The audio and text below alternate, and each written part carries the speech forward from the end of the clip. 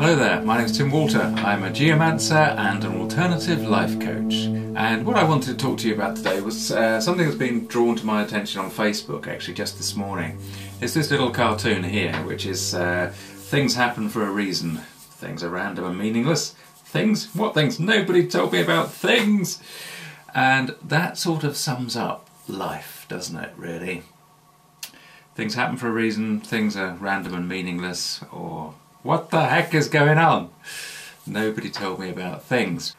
So I think this is something that this is something that Bo Walters actually wanted me to sort of comment on, to make a little video about. Now I'm not sure whether she was entirely serious or not, but it's a good question because it is one of the big questions that we all face really when we're trying to figure stuff out, especially when something happens to us that is really hurtful, that hurts a lot, like somebody passing away, or perhaps somebody's born into the family that is has a disability, for example. And so one of the ways that we comfort ourselves is to say, well, everything happens for a reason, and then try to figure out what is that reason.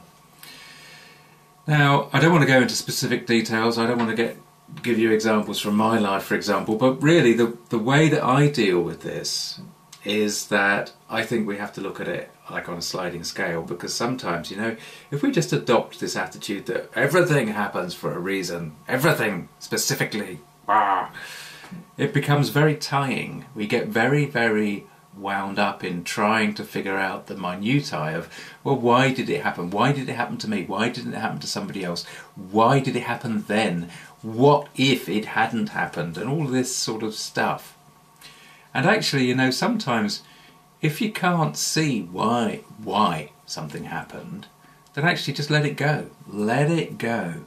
Because, you know, in those famous words, let it go. Because the chances are, if it doesn't come to you pretty soon, like within 24 hours or so, then you're not going to figure it out. And we can live life from two perspectives. We can live life from being very fundamental and human and say, well, you know, as it says on the cartoon, things are random and meaningless. We can live from that perspective, and we can get through life just looking at everything completely objectively, looking for verification of every single thing and saying, it's just random, it's just meaningless, it just happens. Or we can look at life, we can go through life, we can decide to adopt our spiritual approach and be very keen and, you know, rub the halo so that it shines and feel everything happens for a reason, nothing happens coincidentally, it's all for a purpose. What's it trying to tell me? Well, I reckon that either of those perspectives actually is going to drive you nuts in one way or another, because actually as human beings we go through life on waves, we go through life with understanding, we go through lives in cycles of understanding and acknowledgement, and our relationship to everything around us goes in cycles. Light and dark, night and day, good and bad. Stuff happens. Okay, so let's try to figure it out. What does reality appear to be showing us, saying to us? Why might it have happened to us? Can we find a trigger within ourselves? Does it provide echoes of something that we've experienced in the past? Are we attempting to solve this situation and this problem if it needs solving? Are we attempting to solve it in the same old way that we used to solve it when this stuff came up? And why is it still coming up if we thought we'd perhaps healed that particular issue? Or we can just say, if it isn't figuring out, if it isn't becoming clear, I don't know, I give up, I'm going to move on. The point is really, in all of this, is people like to be able to put things in boxes. We like to be able to live by these boxes and by these rules. And part of the reason for living by the rules is so that we can control what is going on, not only outside, but inside too. And really, peace for us, inner peace, and therefore by default external peace as well, comes about by us being prepared to allow things to happen and to go with that flow of things happening. And they may happen for a reason, and we may be able to see it, or they may just happen and stuff happens.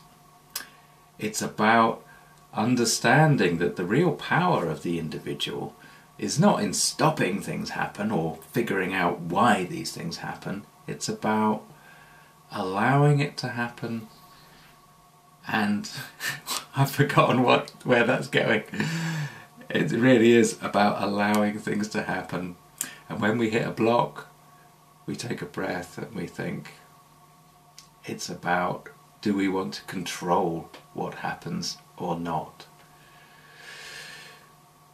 So I'm going to leave that in. I'm going to leave that block in there because it happened. But if we look at the big things in our lives, so therefore let's say the hardest thing, of course, for any parent would be to lose a child, and I'm not making light of any of that. If that happens to anybody watching this, you know, that is so difficult and tough.